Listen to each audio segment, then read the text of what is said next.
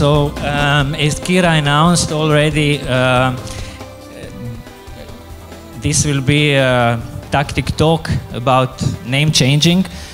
In the back there is a little spot which shows images from life of the politician Janez Janša, current Prime Minister of Slovenia, and also the president of Slovene Democratic Party, which is kind of right-wing, center-right-wing party. He was a dissident in former socialist regime in Yugoslavia, and in 2004 he became the Prime Minister of Slovenia. So here are some of the highlights of his career. He is known as quite authoritarian politician, kind of right-wing populist. So in 2007, me and two other artists, we changed our name into Janez Janša.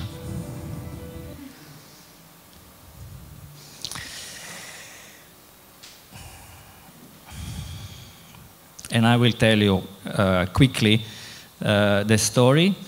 The title is Name Ready-Made, and you will figure it out quickly what it is. Before name changing, these are three of us.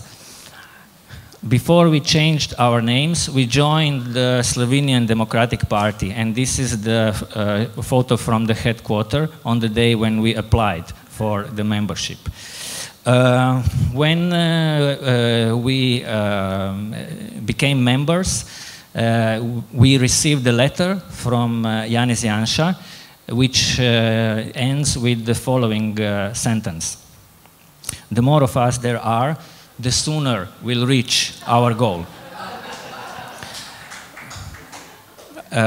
These are the membership cards. Remember the names written on them. These are our former names. We became very active in the life of party.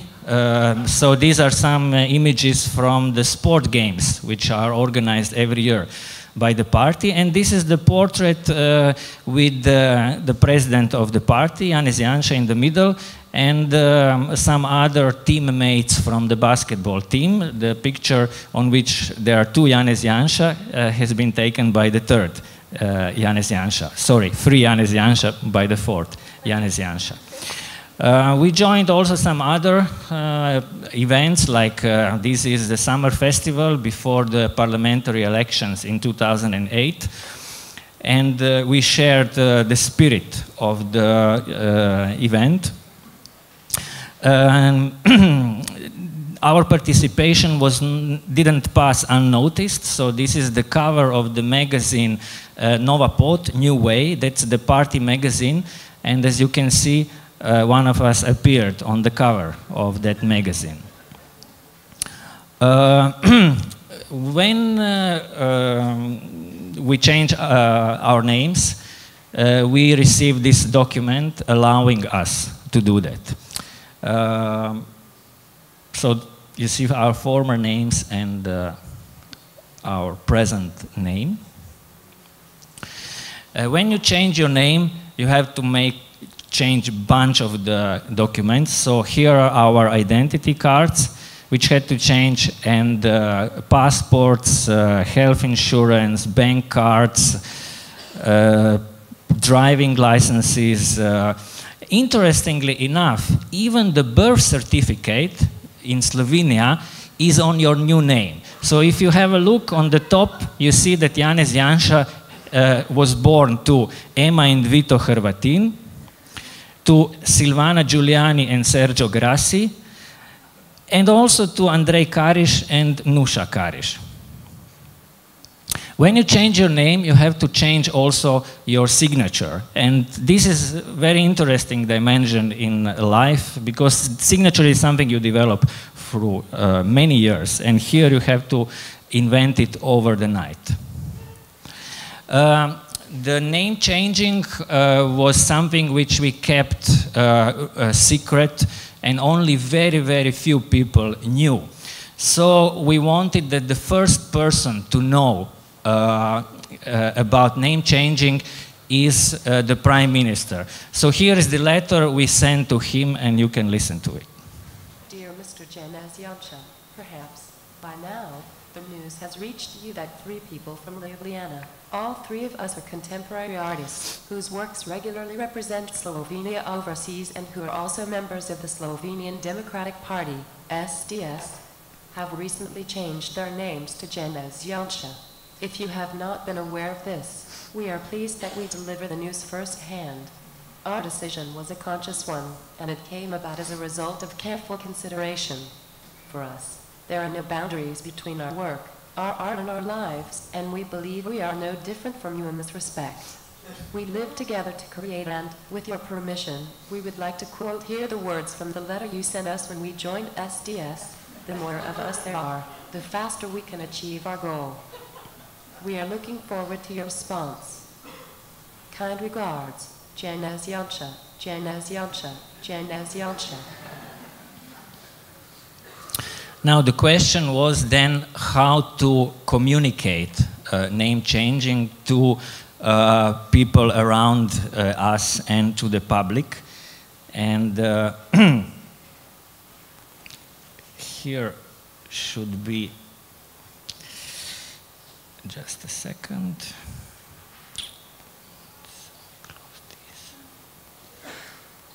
Here is the film about it. Questo nome? No, not this one, sorry. But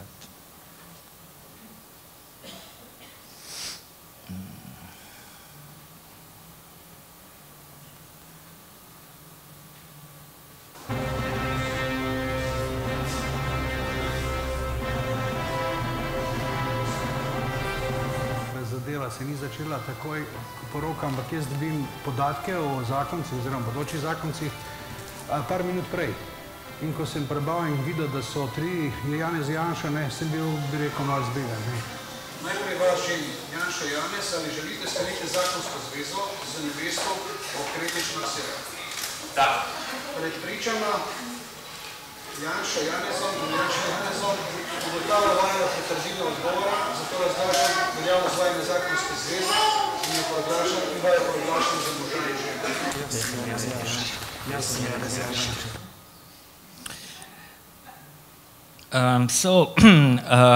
The marriage was a real event. It was not a performance. It was a real marriage. Davide and Marcela, Janez Janša and Marcela Okretič, did marry on that day, and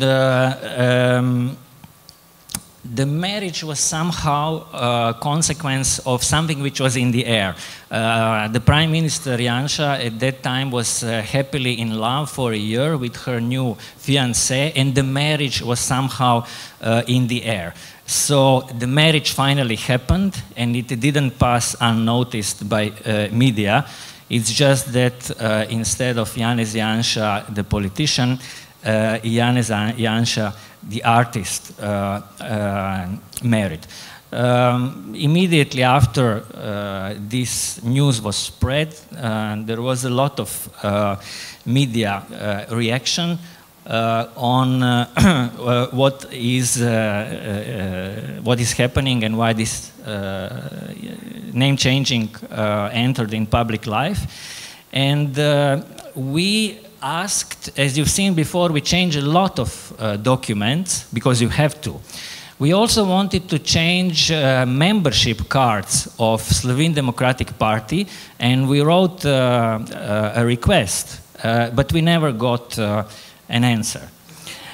From many media reactions, I would like to point one article which was published in that time. So the title of the comment was "Is Janez Janša an idiot?" And it was written by Ivo Sanader. Ivo Sanader is a Croatian politician, at the time Prime Minister of Croatia. the guy on the picture you see is not Ivo Sanader, but it's a journalist, Boris Dežulović, and the writer. But for this article, he changed his name into Ivo Sanader. And those who are more familiar with the political situation at Balkans, you know that between Slovenia and Croatia there are still some unsolved problems. So Ivo Sanader asked the question, is Janez Janša an idiot? And it is one of the most beautiful and most painful articles I've ever read about position of art in contemporary society.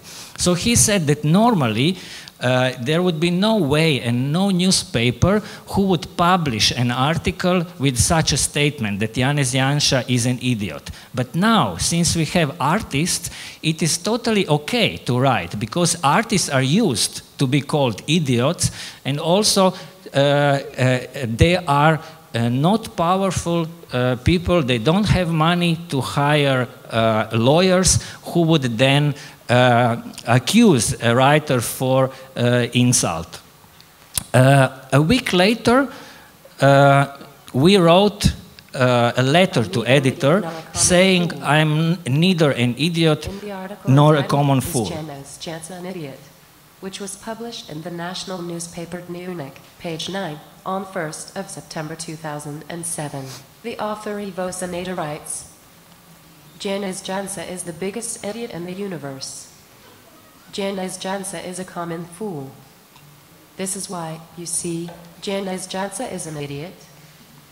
These statements are completely unsubstantiated, deeply offensive, and detrimental to my honor good reputation. This is why I demand a public apology from Mr. Ivo Sanader to be published in a visible place in your newspaper no later than 22nd of September 2007. In the case that no such apology is offered, I will seek justice and legal satisfaction. Regards, Janez Janša. So, one important dimension of this tactical approach was also how to deal with media. And this letter was not written to an editor at that time, but to a reader who maybe in 30, 40 years would come and find this letter and will be confused with its content. Now, at the same time, with this article, we found out that, and the public, that the legal name of Prime Minister of Slovenia is not Janez Janša, but Ivan Janša. And this came out by the mere fact that Janez Janša is a politician who has a lot of appearance at the court. Usually he sues his opponents, journalists and political opponents, and at the court he appears under that name, Ivan Janša. So one investigative journalist asked this question, how come is it possible that at the court he appears with his legal name while he signs the most important documents for the country with the illegal name? How is that possible? And she asked, the journalist, she asked the Prime Minister if he is going to change his name, and his answer was no. Okay, this is a little intermezzo from real life. So when you travel, people wait for you at the airport, and this is what is result of these travels around the world.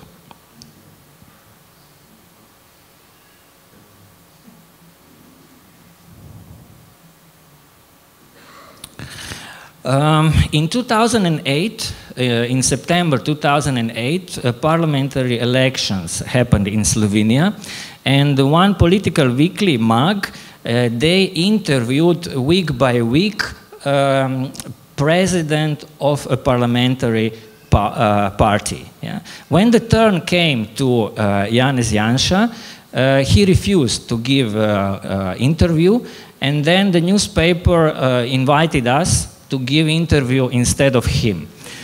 And we gave this interview, which had the title, "You Can't Do Certain Things If Your Name is Janez Janša."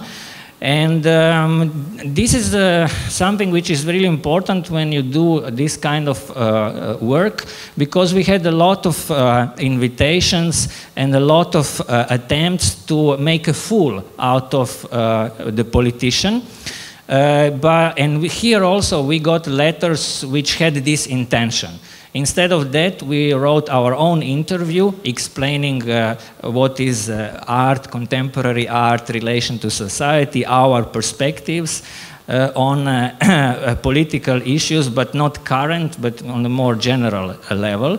And this was very exceptional situation that you could have 7 pages interview on art in this kind of magazine.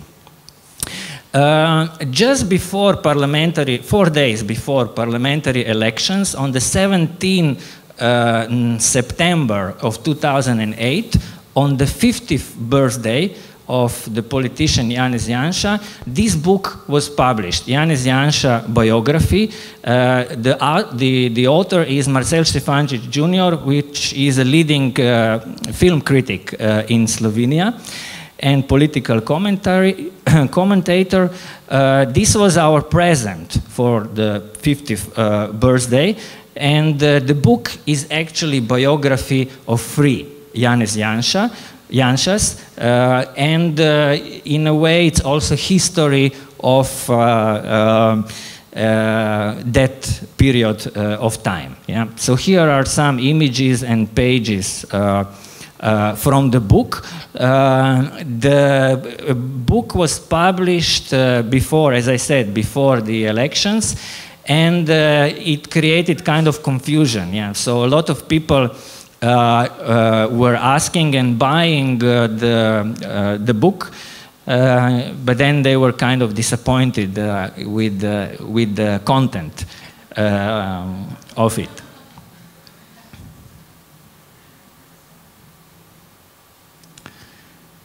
We are very normal people, you know, family, everybody has 2 kids. Now one of us has 3 kids, just a fresh one.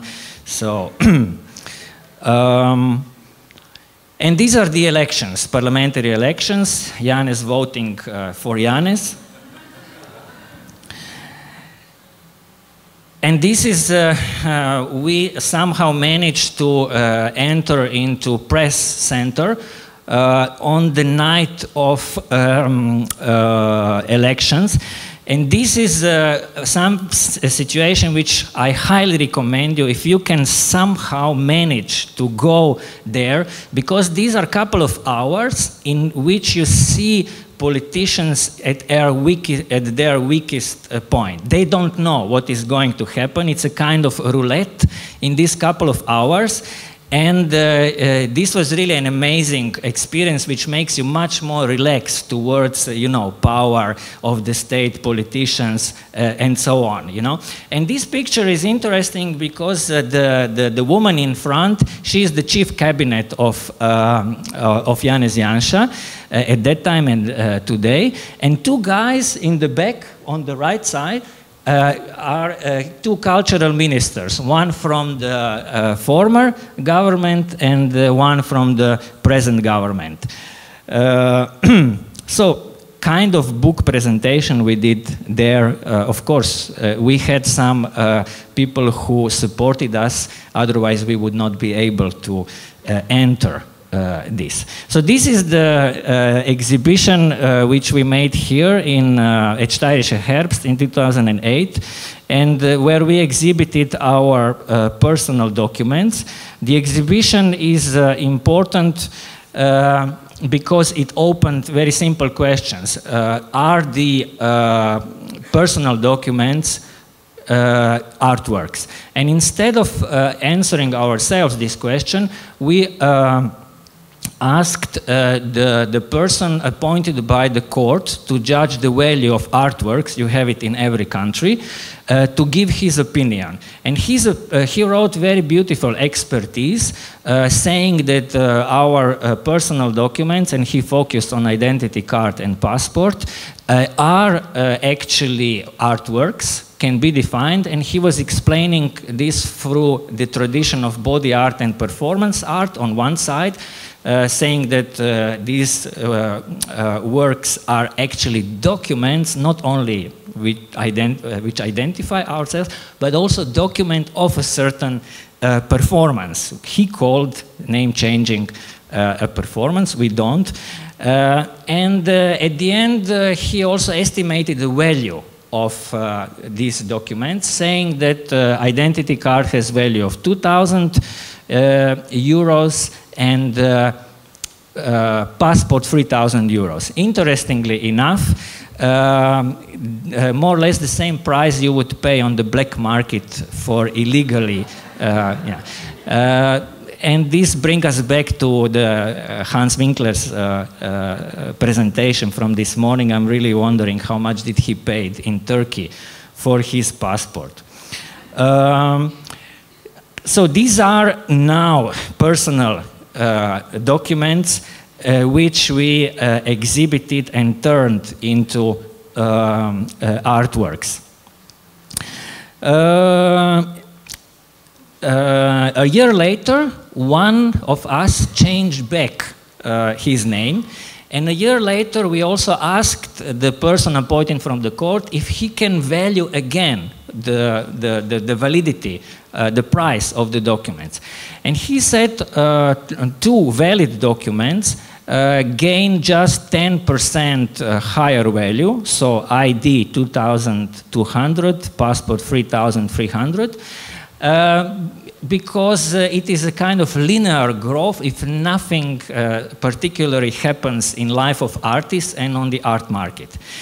On the other hand, this document, which is not valid anymore, at that time had double value because he could sell it. Yeah? So he could earn 4,000 for ID and 6,000 for the passport. Of course, the exhibition of personal documents opened many other questions. One is, can you sell at all valid documents? Of course not, because they are valid documents. But also you cannot sell them because you are not owner. We are not owners of our personal documents. It's the state which is owner, and you just got it in order to identify yourself in the situations in which you are asked to do that. However, in 2010, there was an exhibition in Vienna, Hard to Sell, Good to Have, in which Sotheby, Austria, organized auction of the works exhibited. And we sold one passport to a private collector for a little bit lower price, 1,900 euros, but still it was an unprecedented situation. This is another dimension of the story. So we did change our names. Two of us, next to Slovenian passport and next to Slovenian citizenship, we have also second citizenship. So we changed our name in Slovenia into Janez Janša. And we learned that there is no automatism. So Janez Janša, Italian citizen, stays Italian citizen under the name Davide Grassi, because there is no automatism, and you can only change your name according to the procedure in Italy, he himself. And he has two completely valid documents on two completely different names. With me, it's a little bit similar situation, so I went to Croatia to issue new documents on the name Janez Janša, but I couldn't. They said, for us, you are Emil Hrvatin. So, this is, to end this presentation, this is the image, one of the signatures in public space, which we did at the beach Copacabana in Rio de Janeiro. So I think maybe we have time for one question. There are many things to be shown, but my only message here is, because we are in Truth is Concrete, and this is a tactical talk. Everybody can do it. This is not a matter of artist. Everybody can change name. Thank you. Thanks.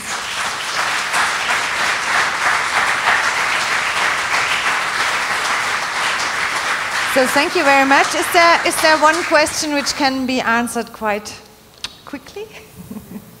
Because the project, I know, is like an immense project. I know that you already shortened very much in your talk. But yes?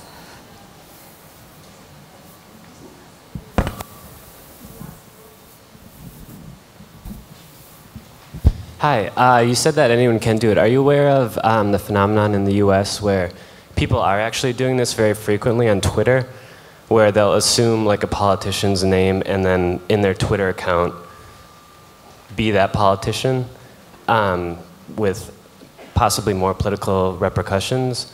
How do you think about that as an emerging strategy for like subversion of politics?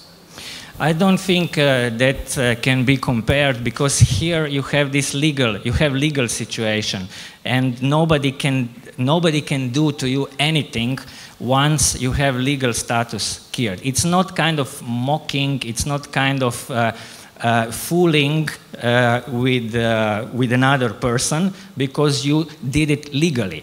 And then, if you remember, if police on the street stops me and the politician, I can prove I'm Janez Janša. He cannot. He's Ivan Janša.